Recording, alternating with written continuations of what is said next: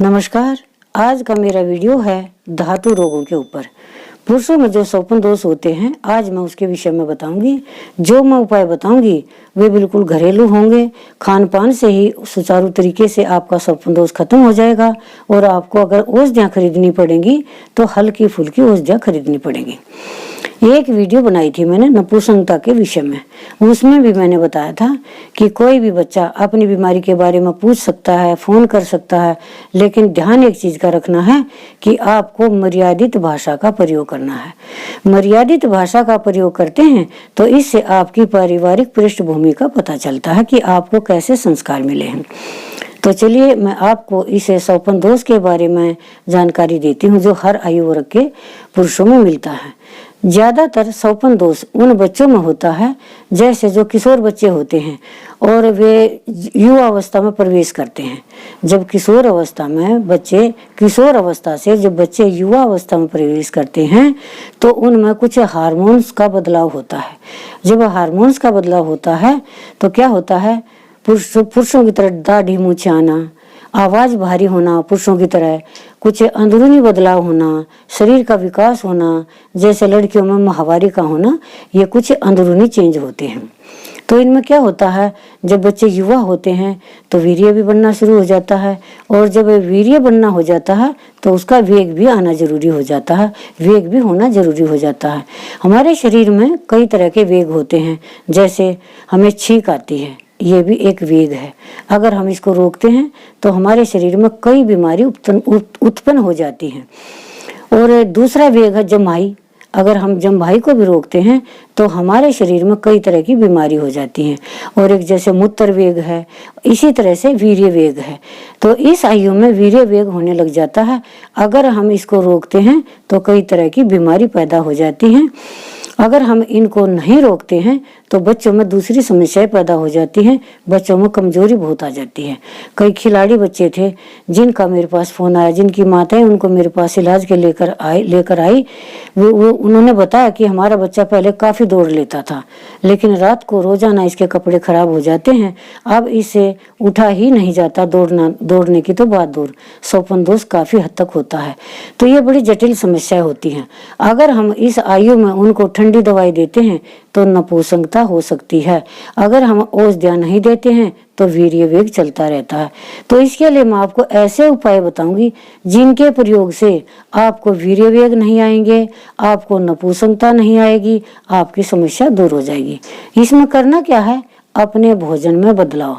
भोजन में बदलाव कैसे करना है, जैसे हम सुबह का भोजन करते हैं, इसमें पराठे, पूरी, ज्यादा तेज मिर्च मसाले, चाय, कॉफी, चटनी, इनका प्रयोग करते हैं तो ये बिल्कुल भी आपको नहीं करना है। सुबह के भोजन में आप दही से रोटी खाएं, मिसी रोटी खाएं और मक्खन के साथ खाएं।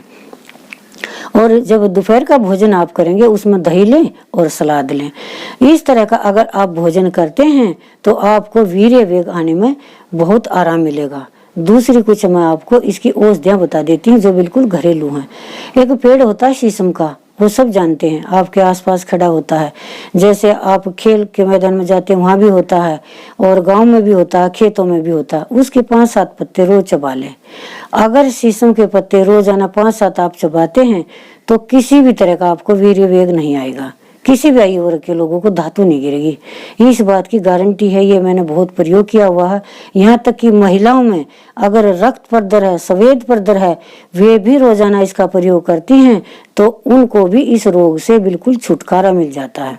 अब मैं आपको एक दूसरा उपाय बता देती हूँ।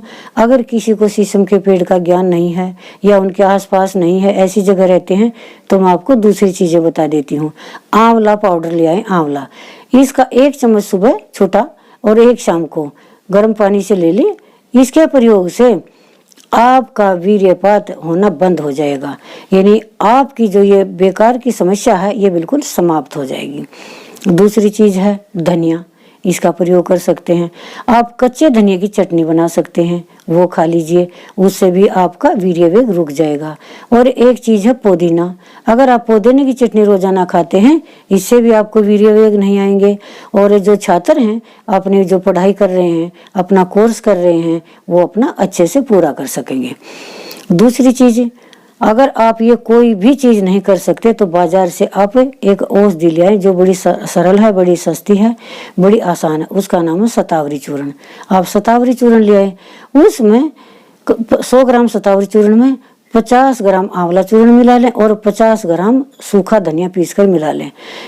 मिला करके इसको एक जगह मिला लें। एक जगह मिलाने के बाद इसमें दुगनी मात्रा में आप खांड मिला लें।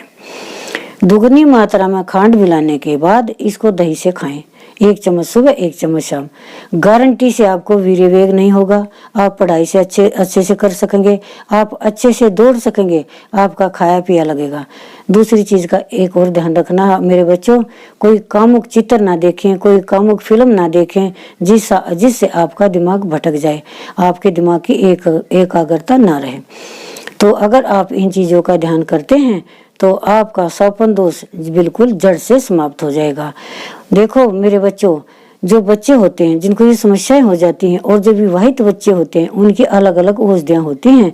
जो विवाहित बच्चे होते हैं उनमें कमजोरी आ जाती है, इस तरह से उनको वीर्य वेग आते हैं, तो उनको दूसरी तरह की औषधियां होती हैं जो शुक्राणु मजबूत करती हैं। और आप जैसे बच्चे जो अनमेरिड होते हैं, जो खिलाड़ी होते हैं, जो पढ़ने वाले विद्यार्थी होते हैं, उनके लिए दूसरी औषधियां होती जो मैंने बताई।